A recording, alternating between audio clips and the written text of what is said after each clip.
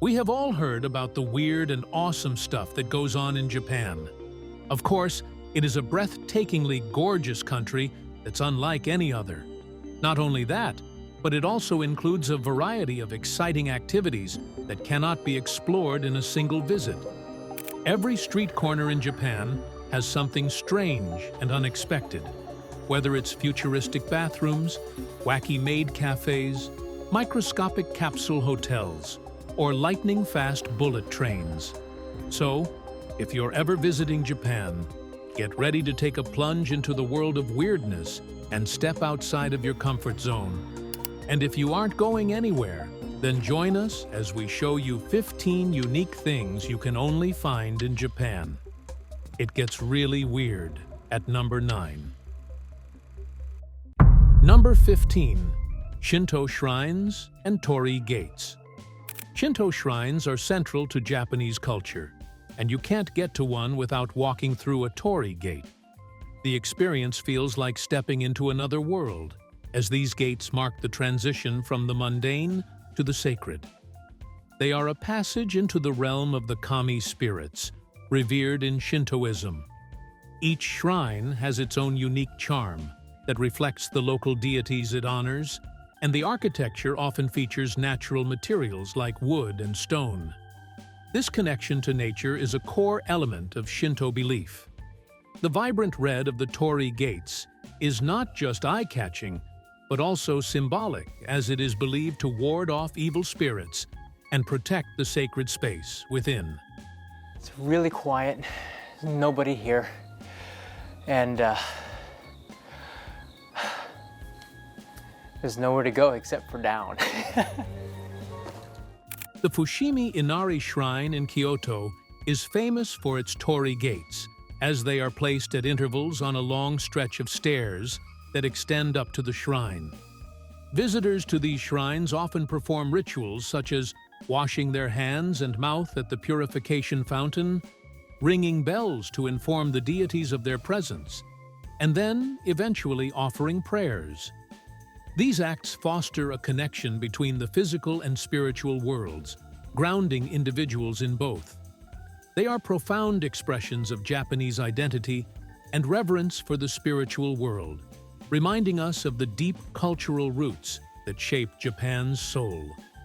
Number 14. Cherry Blossom Festivals, Hanami. Every year, spring creates a beautiful dreamscape across Japan in delicate pink blossoms. The Japanese celebrate it with a festival called the Hanami, which literally means flower viewing. This has been an age-long tradition by which they have shown respect and reverence for the cherry tree. The flowers of the cherry blossom bloom usually during late March and early May and cover the scenery with all sorts of shades of pink. And who wouldn't love to witness such a short-lived sight? With the cherry blossoms only blooming for a week or two, everyone is prepared in advance not to miss them. Families, friends, colleagues, everybody comes together under the blooming sakura, and a feel-good atmosphere hovers over the gathering. Yeah, it's, I think the funny thing is it's called karupisu, C-A-L-P-I-S, Calpis. But of course, foreigners are like, it sounds like cow piss. That's been a thing ever since that company, since that brand existed. But it's really good. The view is magnificent as the cherry blossoms flit about in the wind. The event takes place in a number of parks, such as Ueno in Tokyo and Maruyama in Kyoto, which are the main centers for the festivities. As the day gives way to night, some of the parks give the impression of near magic reality, having been decorated with illuminated trees. Number 13. Manga cafes are everywhere. Imagine a cafe where you can laze around all day, reading mangas from your favorite authors while sipping on a nice hot coffee. Japan doesn't have to imagine, it already has manga cafes in almost every neighborhood. The Nagomi-style Cafe Akiba is a popular manga and internet cafe inspired by Kyoto's traditional inns. These cafes are filled with all sorts of manga reading material, From action-packed series to small romantic stories, the rows and rows of manga are covered by every genre imaginable. There is something for everyone. I'm getting a little bit hungry, so let's just see what they have on the menu. I want to check out the limited menu. Oh, let's look at pasta, rice bowls. Whoa. Hot dog, pizza. Okay, snacks. This is so funny. First I thought these were towels, but they're actually blankets. Besides that, the seating is extremely comfortable with private booths and a relaxed atmosphere to enjoy manga for hours on end. They have high-speed internet, computer stations, and sometimes even gaming consoles featuring games related to the manga's present. Other cafes also provide food services and showers, in case you need one after hours of extensive manga reading. It's not uncommon for people to spend the night here, especially if they miss the last train home. These versatile cafes serve as a quiet space for manga enthusiasts and digital nomads. Whether you're a hardcore manga fan or just looking for a place to unwind, these cafes offer a unique blend of entertainment and comfort. Number 12. Blue means go. In most countries, green means go and red means stop. And many of us learn this well before we are old enough to drive. However, a peculiar sight awaits drivers and pedestrians alike who stop at traffic lights in Japan. The lights don't go green, but instead turn blue. Yeah, you heard that right. While most of the world uses green lights to signal go, Japan opted for a unique twist. This quirk stems from the history of the Japanese language. Hundreds of years ago, the Japanese language only had words for 4 fundamental colors: black, white, red, and blue. If you wanted to describe anything green, you would use the word for blue, ao.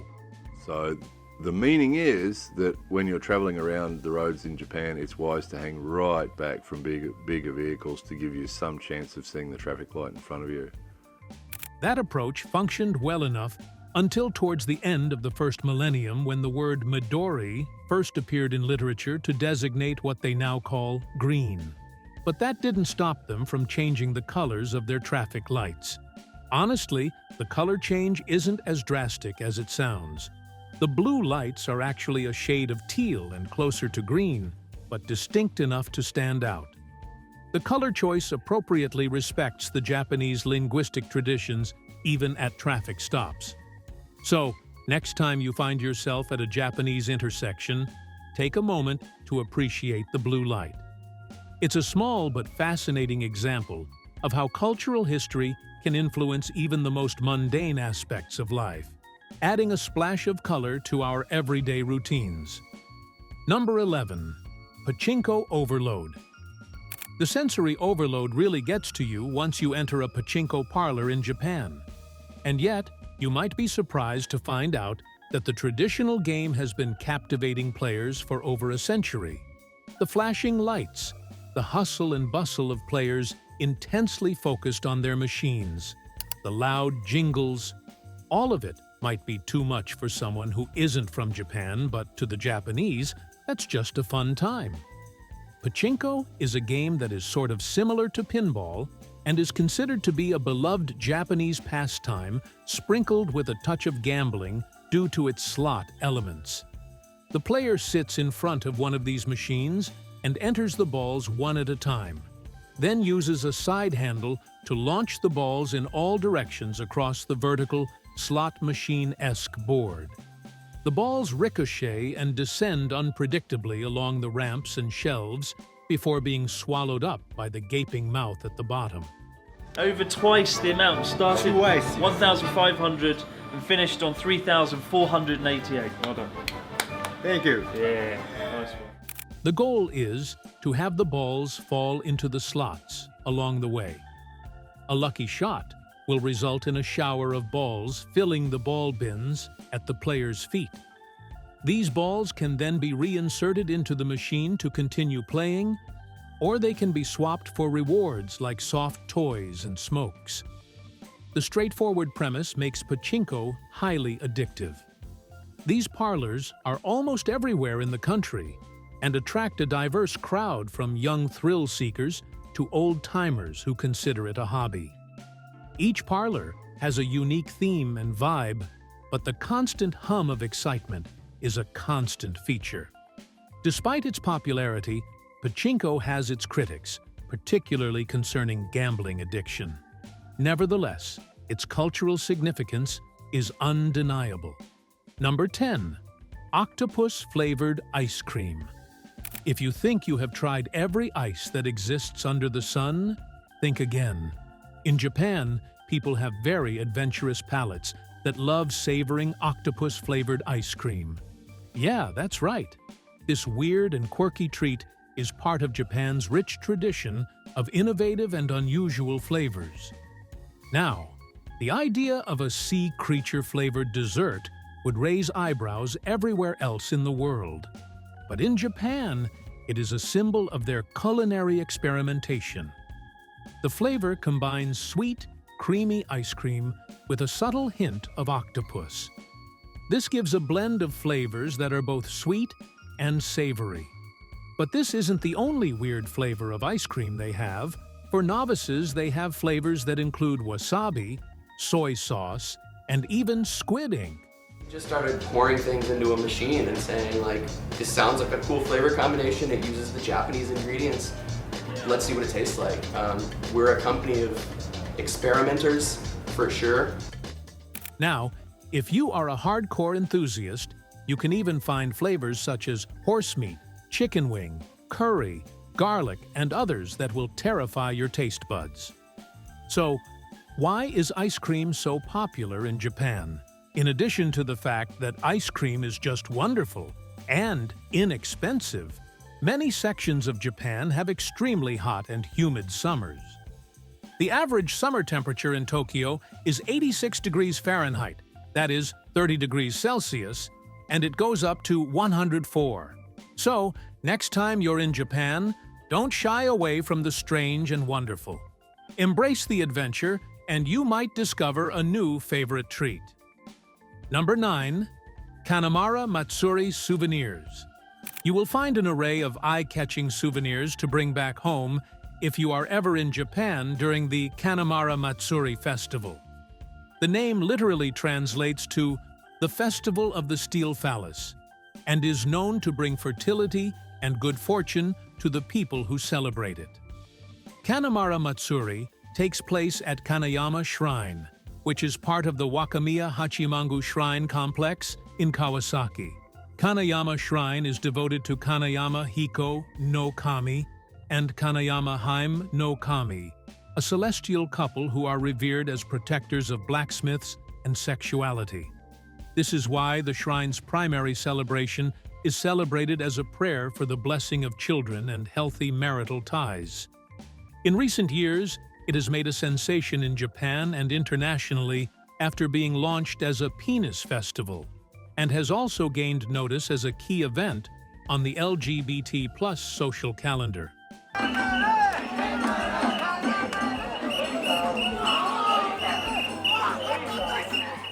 Among the most popular items are candies and trinkets shaped like phallic symbols. Vendors offer brightly colored sweets, from lollipops to elaborate cakes, all mimicking the festival's central theme.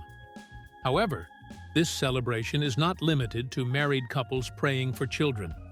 Every year, around 30,000 people from all origins, ethnicities, and sexual identities participate in this event.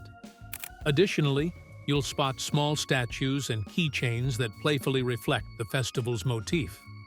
These souvenirs serve not just as mementos, but also as symbols of the unique cultural celebration. Number 8. Owl cafes. You might have heard about the cute cat cafes that are found on almost every other corner of Japan's streets, but you've probably never heard about owl cafes being a thing there as well. These owl establishments are similar to cat cafes, as they also offer a calm and comfortable environment where visitors can enjoy a drink or two while interacting with owls. You can visit the Owl Cafe after a shopping binge in Harajuku's colorful area, after a day of sightseeing in Shibuya, or after visiting the Branch Cafe in Kichijoji, which is known for its parks and retail districts. Owls, known for their serene and gentle demeanor, add a special touch to the cafe experience. So I'm currently hanging out with Wasabi. Look so cute he is. He's really my favorite. I don't know how to explain it, but there's gestures that he does that reminds me of my dog Peanut. He's like really affectionate and so sweet. Patrons often spend time observing the owls, taking photos, and learning about their care. The cafes are carefully designed to ensure the owls' comfort and well-being, with designated areas for them to perch and rest. For many, this experience is a rare opportunity to connect with these fascinating creatures up close.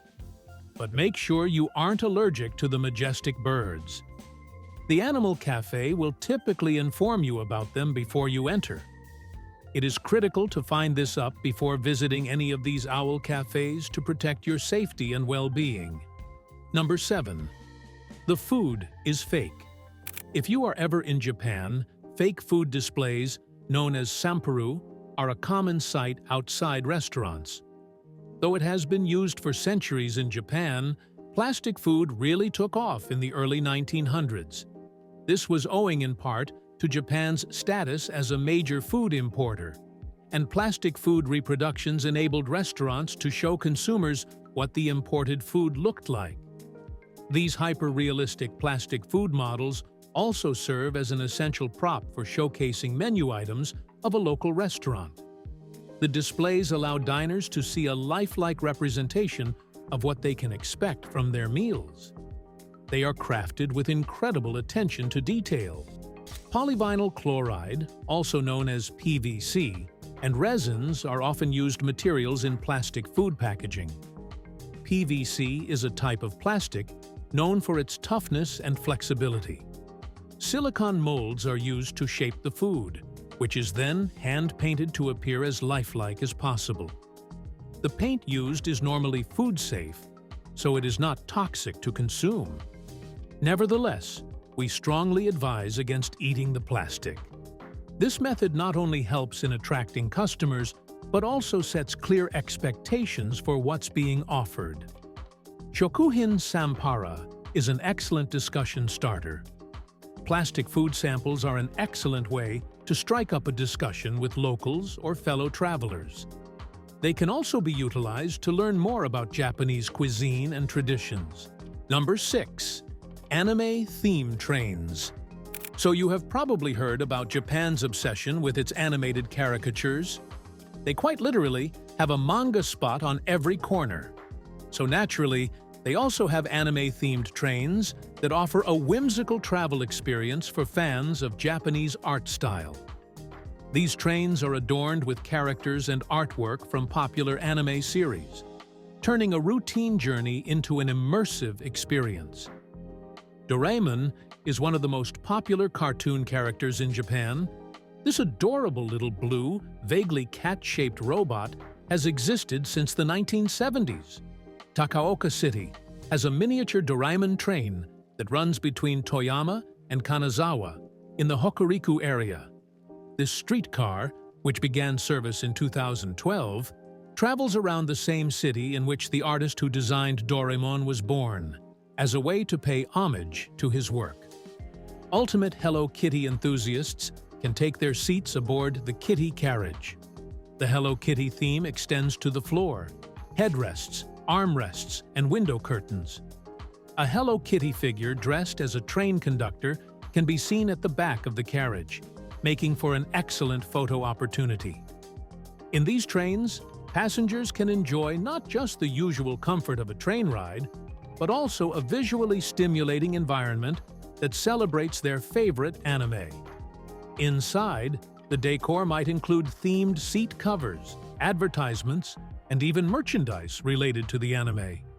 The combination of transportation and fandom creates a unique way to enjoy Japan's vibrant pop culture that is appealing to both anime enthusiasts and casual travelers.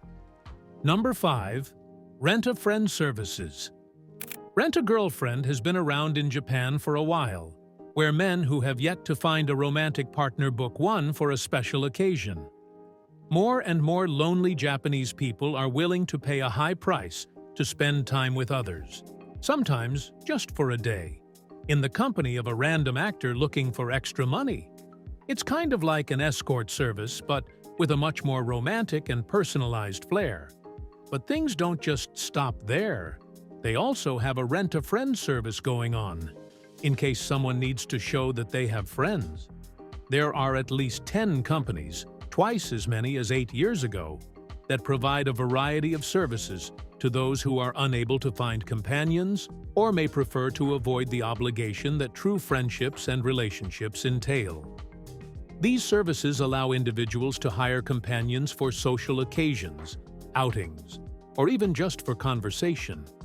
Whether you need someone to join you for a meal, attend a festival, or provide company during a shopping trip, they are ready to provide a solution.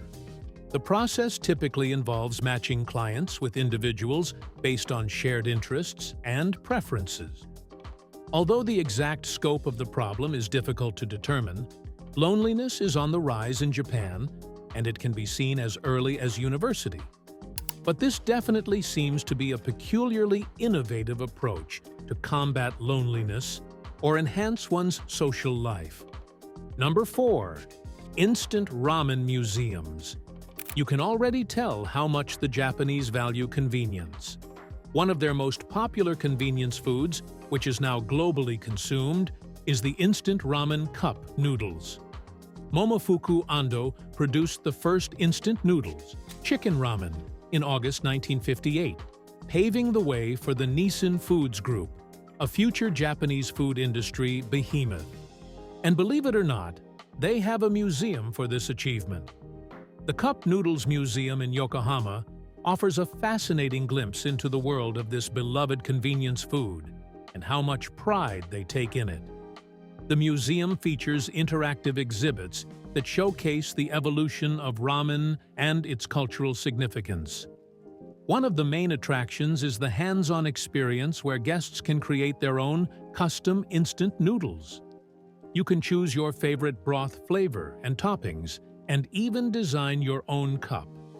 This personalized creation process allows visitors to connect with the food on a deeper level. The museum not only displays Momofuku Ando's personal items, history, and a wide range of his products through a ramen tunnel, but it also features multimedia equipment and a tiny theater in the shape of a cup noodle. It's a unique destination for food enthusiasts and anyone curious about the impact of instant ramen on global cuisine. Number 3. Square watermelons. Up there on the list of unusual foods is the Japanese square watermelon, a novelty food that draws attention for its unusual shape. These watermelons are grown in special square-shaped containers, which force the fruit to conform to the container's shape as it develops. The result is a watermelon that's not only practical for storage, but also visually striking. The fact that watermelons may be grown square-shaped is rather amusing, but that isn't a very practical explanation. Zentsuji, a small hamlet in Kagawa, Japan, is where the distinctive square-shaped watermelon originated. The square watermelon is reported to have been invented in the late 1970s by a local farmer named Tomoyuki Ono. Ono discovered that square-shaped containers could be used to produce watermelons, making them easier to store and transport. While they are not typically used for eating due to their high price, they make for impressive gifts and decorative items. The square shape allows them to fit neatly into refrigerators and stack more efficiently, which is a practical advantage. But be prepared to pay at least 10,000 yen for a single piece. Square watermelons will increasingly be marketed at even higher prices, ranging from 20,000 to 100,000 yen. Their distinctive appearance ensures they stand out, making them a fun and unique item in Japanese culture. Number 2. Vending machine restaurants. When you're in Japan, The alternatives for an inexpensive supper are endless. They have them everywhere out on the streets. And now these vending machines have also entered the restaurant business. Japanese vending machines are simply fantastic. The diversity and convenience, such as buying a hot drink on any street corner in the winter, make them must-see destinations for everyone. Customers who visit these places order their meals from vending machines rather than interacting with waitstaff. The process is straightforward. You select your meal from a menu displayed on the machine, pay with cash or a card, and receive a ticket that you exchange for your food. Jihanki Shokudo is an unstaffed restaurant in Isesaki City that serves hot noodles, sandwiches, and burgers through 3 antique vending machines. Everything gets recycled. Whatever soup and noodles you don't eat goes in a designated pail. The tables are pristine, and you can clean up after yourself with a clean, damp towel. As with any other restaurant, every seat has free condiments, chopsticks, and napkins. If you just want to relax, there are a few racks of manga to borrow. This system minimizes human interaction and speeds up the ordering process, which is very appealing to the local population. Number 1. Japanese KitKat flavors. From watermelon to wasabi, sports drinks to brown sugar syrup. Japan is renowned for its wide array of unique KitKat flavors. The country has an adventurous approach to almost all its confectioneries. It leads the snack game in terms of KitKat flavor variety, with the majority of them remaining exclusive to Japan. The humble KitKat was first introduced to Japan in 1973, but it wasn't until the turn of the millennium that Nestlé Japan experimented with diversifying its product by introducing the strawberry flavor to Hokkaido, coincidentally at the start of the region's strawberry picking season. And from then onwards, it just kept going. Beyond the classic milk chocolate, Japan offers an impressive variety of limited edition flavors. You can find KitKats infused with wasabi, sake, and sweet potato, among others. These flavors offer a surprising twist on the familiar chocolate bar, where each flavor is crafted to highlight distinctive tastes and often incorporates regional ingredients. Almost every region will have its own distinct KitKat flavor, with some having more than one. They are excellent mementos because they are light, have lovely packaging, and come in individually wrapped little portions, making sharing simple and hygienic. This inventive range of options makes Japanese KitKats a favorite among locals and visitors alike. Thanks for watching, and we'll see you next time.